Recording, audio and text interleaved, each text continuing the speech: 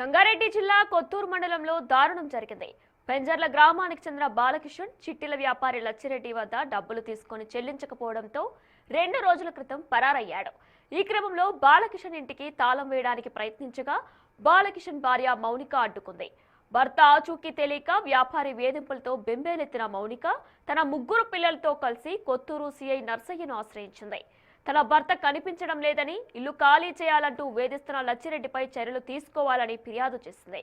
పోలీసులు కేసు నమోదు చేసి దర్యాప్తు చేస్తున్నారు. మేము ఇట్లా చిట్టీలు 9 చిట్టీలు నా భర్త నాకు తెలియకుండా 9 చిట్టీలు వేసుకొని అది చేసిండు. అసలు ఏం చేసిన లేపి మాకు అసలు ఇయ్యలేరు, చేయలేదు. అసలు ఆ వేసింది కూడా మాకు తెలియదు. అసలు ఇప్పుడు చాలా ఇబ్బంది అవుతుంది. నా భర్తకు అనారోగ్యం కూడా ఉన్నది, కాలు నొప్పి, ఇది ఆపరేషన్ కూడా అయ్యింది కాలుకి. ఆయన ఎక్కడున్నాడో 3 రోజుల నుంచి తెలియట్లేదు. మేము చిట్టీలు మా గ్రామంలోనే లచ్చిరెడ్డి అనే వ్యక్తి దగ్గర చిట్టీలు వేసినాం సార్. మేము ఆ చిట్టీలు ఇంకా 9 చిట్టీలు మేము కట్టజాలక మాకు ఇబ్బంది అయ్యి ఒక 2 నెలల నుంచి కట్టలేదు. ఇంకా ఇంటికి వచ్చి ఇంకా కట్టండి కట్టండి అనేసి ఇబ్బంది పెట్టడం వల్ల మా ఆయన 2 రోజుల నుంచి కనబడట్లేదు. ఆయన మీరేం తేడాక నేను ఇక్కడ ఎన్నో గుడి దగ్గర ఉన్నా, నేను చెప్పు కరెక్ట్గా చెప్పు ఏడున్నావు అని అంటే కూడా ఆయన చెప్పట్లేదు.